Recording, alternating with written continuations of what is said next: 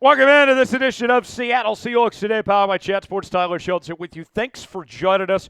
Coming up on today's show, we're going to hear from the one and only Baldy, Brian Baldinger of the NFL Network, as he had a very interesting breakdown of Seattle's offensive line and how this can be fixed. Let's just say, without giving out too many spoilers, he's very optimistic about the future of this group.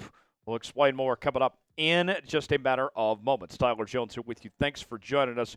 Before we go any further in today's show, though, folks, all week long, we've been doing a sub-battle with our 49ers report channel with Chase Sr. and company to see which one of our two channels could pick up the most new subscribers this week. And you can see it's neck and neck as we head towards the home stretch of the end of the week. I would love to take down the 49ers report. We already beat them the last time we played on the football field. Won more games than the Niners this season.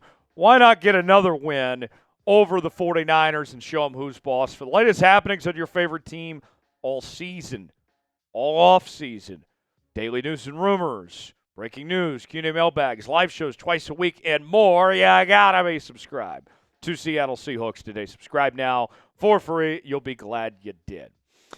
Brian Baldinger of the NFL Network, he believes the Seahawks offensive line could soon be an asset to this Seahawks team. And I got to tell you, before we dive in too much into what Baldy has to say, let me give the man some credit here. In case you don't know much about Baldy, he has done a fantastic job on the NFL Network over the last several years covering the National Football League. I've gotten the chance personally to know Baldy. He's been on my podcast before, and he's a terrific guy. His Baldy's breakdowns that you see on social media have just taken the internet by storm. The players, the coaches, they love it. Baldy is as good as it gets, and he loves football just as much as anybody. He wakes up in the morning and watches highlight footage of guys like Patrick Mahomes and different offensive linemen before he even has a cup of coffee, just because that's who he is, and that's what drives him each and every day. So I say all that to say, the guy knows what he's talking about. Baldy, saying this about the Seahawks offensive line, had to say the following: I don't feel like they're very far away, especially if Big Abe can stay healthy. I feel like if Abe's on the field, I feel like they're better. It looked like they found some guards later as the year went on, as they kind of fell in love with, but that might change. I feel like Olu is a good player at center. He might be a little undersized, but maybe in the right scheme he can be good because I know how smart he is. I don't feel like they're that far away. We have plenty more on Baldy that we'll get to here in just a bit, but let's react to that first. Baldy very well could be right on this, but that doesn't mean that Seattle should just sit here and roll with what they got from last season and run it back and think that everything's going to be just okay with a new offensive coaching staff here. There are some personnel changes that need to happen with this group. With that said, I see where Baldy's coming from, but here's the assignment that's ahead for fixing this offensive line. If you go back to last season, the offensive line rankings, according to the nerds at Pro Football Focus, gave Seattle the 26th best pass blocking grade in the entire NFL. They were 24th in run blocking. Their overall offensive line rank was 31st in the league. And then on top of that, they got called for more holding and false start penalties than anyone else in football. So with that said, you can see there is a lot of work that needs to be done, things to address when it comes to fixing this group. When it comes to Abraham Lucas, we'll start with him for a moment here. You heard what Baldy had to say, that he liked what he saw from Abraham Lucas when he returned from injury.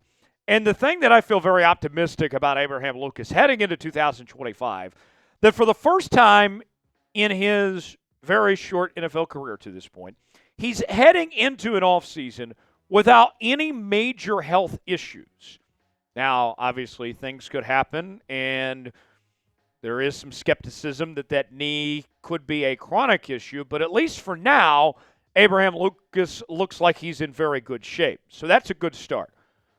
Well, we'll talk about Olu and some things that Seattle could do and let you hear more from Baldy here in just a moment. But let's ask you first, our pinned comment today. Will the Seahawks' offensive line issues be fixed this offseason? How are you feeling about this group heading into 2025? Weigh in the comment section. Let us know in our pinned comment today. Y for yes, in for no if you think the offensive line will be fixed or not. Today's show is sponsored by our friends at Public Rec. I'm wearing one of their fantastic shirts. This thing is very comfortable, and it looks good, if I'd say so myself. And, folks, you got to check out Public Rec. Let me tell you why. Let's be real, guys. Wearing uncomfortable clothes just isn't worth it anymore. Why settle for stiff, resisting fabric when you can have something that looks sharp and feels as comfortable as your favorite sweats? This year, make the switch to Public Rec, where comfort rules. Public Rec isn't just about pants. It's about making you stay comfortable no matter what your day throws at you. They have so many great style options that are perfect for just hanging around the house, drinking beers on the golf course, or even when you need to impress the boss in the office. Whatever pants you choose, you'll be blown away by how comfortable they are. For a limited time, our listeners can get 20% off your entire order with code CHAT20 at publicrec.com. That's 20% off when you use promo code CHAT20 at publicrec.com. Public Rec not only has the most comfortable pants ever made, but they have a huge selection of high-quality, everyday premium styles. You can revamp your entire wardrobe with their perfect-fitting polos, shorts, and hoodies. Make your New Year's resolution a comfortable one. No more pants that pinch, tug, or annoy. For a limited time, you can get 20% off at Public Rec using code CHAT20 at checkout. Just head to publicrec.com. Use code CHAT20, and you're all set. Oh, and when they ask how you found them, be sure and mention our show. It really helps us out. Find your perfect fit and never compromise on comfort again. Public Rec, where comfort rules. All right, so Baldy's got an idea for how Seattle should go about addressing this offensive line, fixing it here in 2025. And the idea that Baldy proposed, I think, is a very good one. He says they should follow the Washington Commanders model of how they address their offensive line. In just one offseason, it was a night and day difference for Washington. Baldy said this: I mean, it's a perfect marriage with offensive coordinator Cliff Kingsbury and rookie quarterback Jaden Daniels for sure, but they also went to free agency and got Nick Allegretti. They got Andrew Wiley, both guards, and they went and signed center Tyler Badis, who's a really good player. As you watch Washington in the NFC title game coming up on Sunday afternoon, here's something I want you to keep an eye on, all right? Not only is that offensive line tremendously improved from what it was a season ago, but they didn't spend a ton of money either to fix their said offensive line as well. To me, that's a huge key, especially when you think about in Seattle's circumstance, they don't have a whole lot of cap space to work with. And obviously, you would like to get some young cats, but are they going to develop? Are they going to be ready in time? Washington was successfully able to find veterans for a relatively cheap cost and fix this offensive line overnight. Let's start with Nick Allegretti. He was somebody that filled in for Joe Thuney with the Kansas City Chiefs last season. Thuney, of course, was out, didn't play in the AFC Championship or the Super Bowl. Allegretti stepped up, and as a result, he got paid, became a starter with Washington, and they got him for a low cost of 3 years, $16 million. Andrew Wiley, who has been around league circles for a little while, well-respected across the NFL. For a player of his caliber, they got a decent deal on him, 3 years, $24 million. And then Badis got a 3-year, $29 million deal. So they made it work without paying over the top. And we've heard John Schneider say numerous times that he doesn't like the idea of where the guard market has gone, that these guys are overpaid. He doesn't want to use high draft capital on guards and all that. And I understand where he's coming from.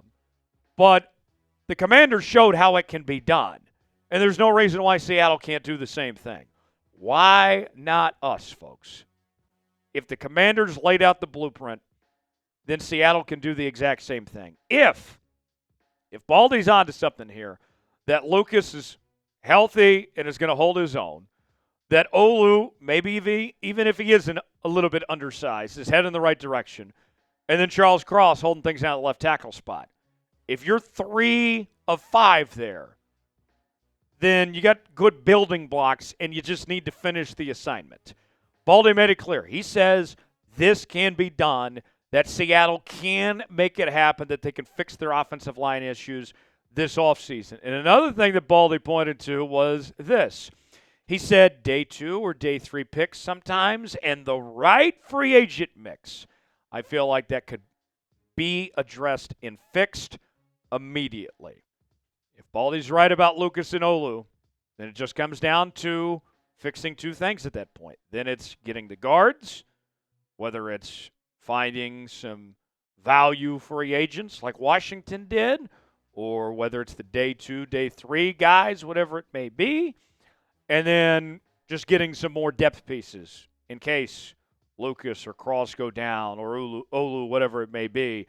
Then this is a much more manageable circumstance than I think people realize here. So, Baldy, nice work. I think he's right. He's very optimistic. A lot of work to be done. But I like the sound of it anyway. So that's going to make you feel good, folks. Who should the Seahawks add to their offensive line? Whether it's somebody through the draft, free agency, a trade, who comes to mind that you would like to see a part of this roster in 2025? Weigh in, let us know.